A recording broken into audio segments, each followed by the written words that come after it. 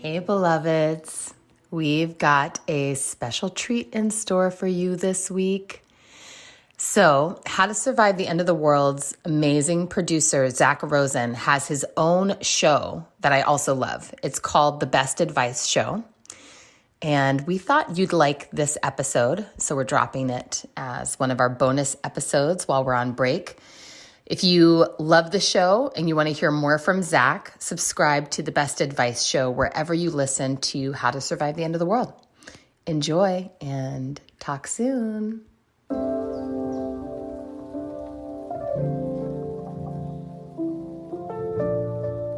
Hey, it's Zach. It's The Best Advice Show where every episode I invite on a different guest who offers me one piece of advice. Today's advice is about what we do with our anger and rage, and what we can do not to perpetuate harm. But first, you need to learn about our advice giver. Jackie Sumell is one of those glowing people. Effervescent, excitable, wise. We've only met twice, both times on Zoom, but she glowed through Zoom. She hasn't always glowed, though. Quite frankly, I was groomed in a home that was pretty violent, and we sort of defined our strength in hurting others, whether or not it was verbally or physically. Before Jackie was a world-renowned artist and prison abolitionist, she was a young person living in San Francisco. And this organizer who I had a crush on said, hey, there's this guy, he spent 29 years in solitary confinement in this prison called Angola, in this state called Louisiana, and he just got released. His conviction was overturned. He's going to be speaking at the Luggage Gallery. Do you want to go? And all I heard was, do you want to go, What Jackie didn't know at the time is the speaker at that event she was invited to, Robert King, he would completely change her entire life. Robert King is one of the Angola Three, one of three guys, along with the late Albert Woodfox and late Herman Wallace, who were held for decades in solitary confinement while imprisoned at the Louisiana State Penitentiary, also known as Angola.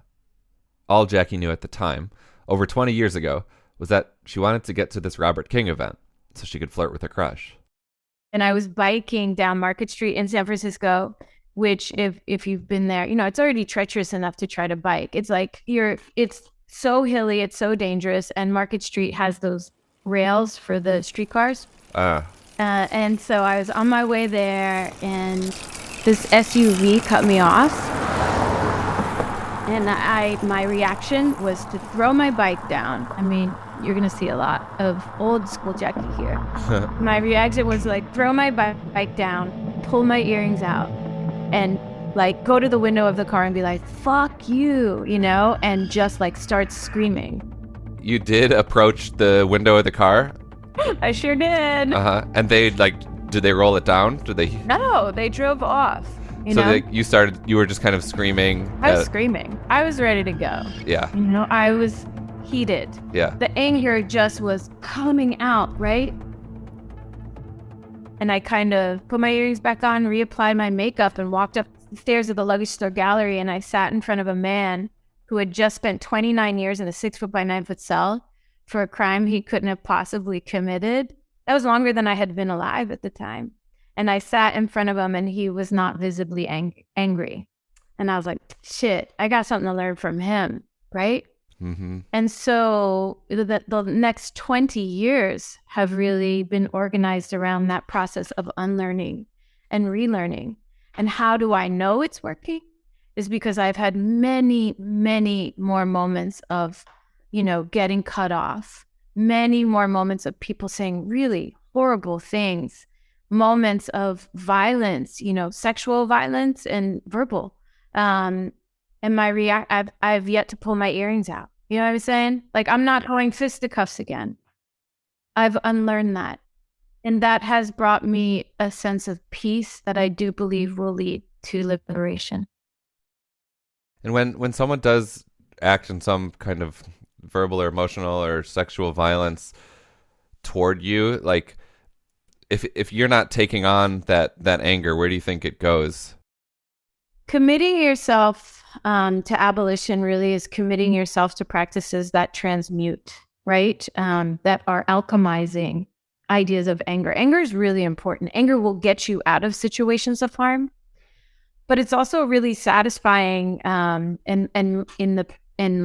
motivating you for ideas of punishment and revenge, which ultimately causes more harm. And so being able to take ideas of anger and rage and then transmute that and put that into direct action, whatever that might be specific to the situation, is maybe the greatest gift that I received from Herman, Albert, and Robert, from my elders. Yeah. And they learned how to do that, from solitary confinement, from decades in solitary. And so I sure as shit better be able to do it with all the privilege that I have now. Yeah. When Jackie thinks about all the unlearning she's done, she thinks about this one passage from Viktor Frankl. He's the Holocaust survivor and author of the book Man's Search for Meaning. He wrote, "Between stimulus and response, there is a space. In that space is our power to choose our response. In our response lies our growth and our freedom."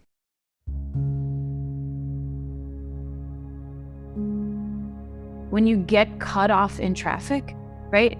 Something that is really annoying, but isn't a life or death situation, can you practice a sense of curiosity? I wonder if that person has a stomach ache and needs to get to a bathroom really quick, right? I wonder if that person is experiencing something where they are super anxious and they had to cut me off.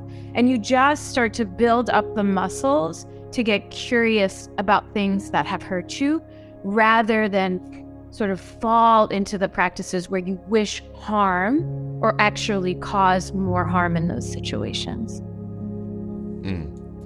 And so it's a practice to kind of unlearn the kind of instinctual, man, I want to fucking punch that guy. It's a practice to get away from that thinking. It's a lot of unlearning, for sure. And I would just push back a little on this idea that it's instinctual, because I think it's more cultural than instinctual. And I think there are definitely cultures that practice a response of do no harm, where that urge or reflex is softened. Do I think that we as humans are nonviolent innately? No. I think violence will happen. I think harm will happen, but how we respond to it really matters if we believe that we can create a world where beings are treated with dignity, where we can create a world that exists with a landscape without prisons, that doesn't rely on punishment as the only response to harm. Yeah. Yeah.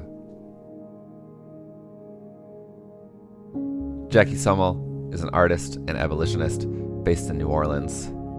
To learn more about her project, Solitary Gardens, and to learn more about the Angola 3, you can follow the links I put in the show notes. I hope you, beloved survivor, enjoyed this episode. And if you want to hear more, just subscribe to The Best Advice Show, wherever you listen to How to Survive the End of the World. Bye.